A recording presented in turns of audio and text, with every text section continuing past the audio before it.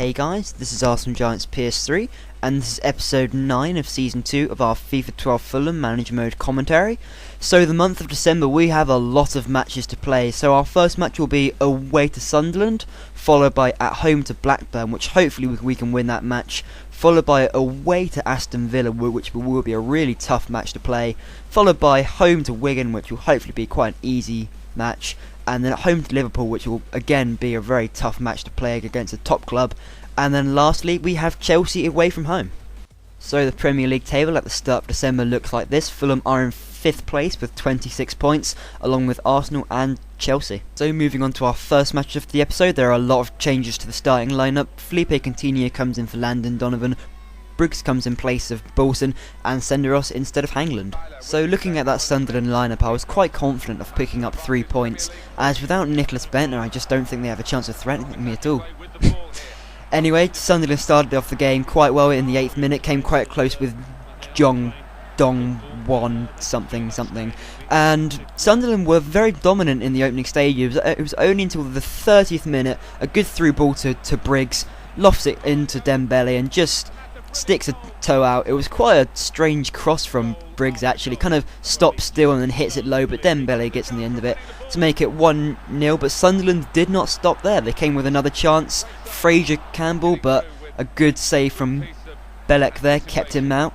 And then again Sunderland threatened, and apart from that one shot on target I had literally nothing whatsoever.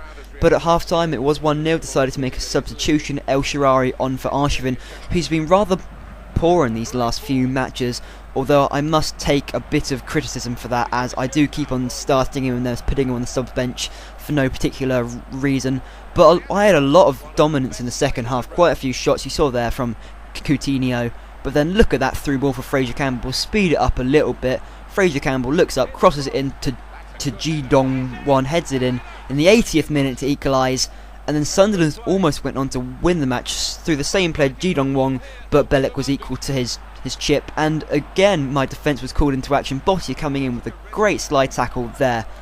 But as I am unanimously known for my last minute goals, Marvin Martin keeps on running without any stamina, and then just puts it into the bottom corner, stops it still and finesses it in. I mean, that was a pretty lucky goal if I'm honest. But the match ended 2-1 to Fulham, so very good result there, but I was really hard fought to the end. And because of recent results and such, my manager reputation has enhanced, which is awesome. So moving on to our second match of the episode, at home to Blackburn, and I made a lot of changes to the starting lineup.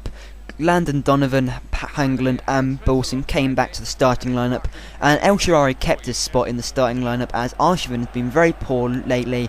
I don't know what's been up with him, he just doesn't seem to be able to pass right, and just not a very good player to have right now, but I'm sure he'll pick up his form eventually. And this was a very tight match of FIFA, not many chances at either end, although Blackburn did have much better of the first half.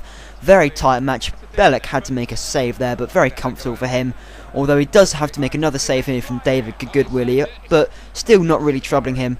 And as I said, very tight match. At half time it is 0-0, and although I do quite enjoy a tight match, it makes it much more interesting for me to play.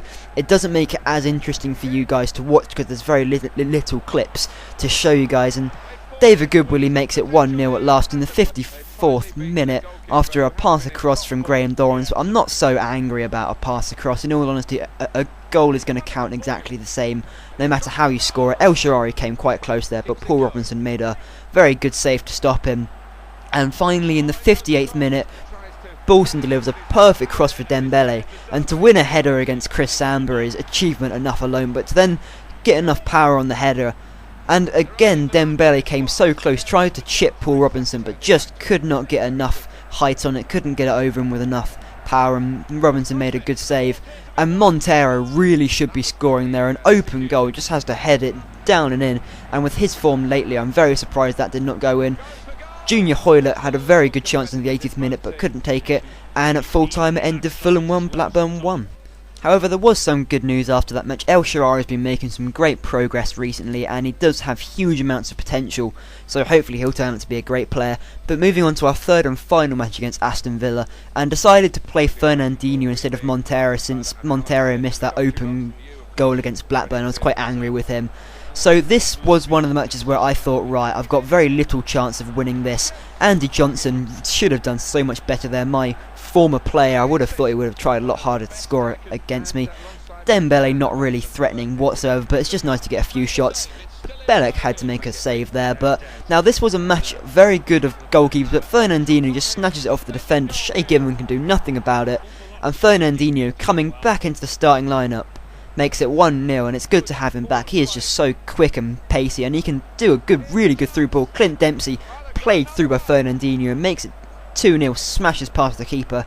I couldn't get a good replay of that, so couldn't make anything there. Arshvin had a shot, decided to play him because I felt a bit sorry for him really not playing a few matches, and he is a great player, but Dembele has a shot, quite comfortably saved, and until the half time I had so many chances, really should have passed it across there if I wanted to consolidate my lead at half time, but it ended 2-0 to Fulham at half time. And now here will come all the jokes, all the oh god you shit, because Emil Heskey scores against me to make it 2-1. He came on as a half time substitute, and within 14 minutes scores against me. You know, Heskey.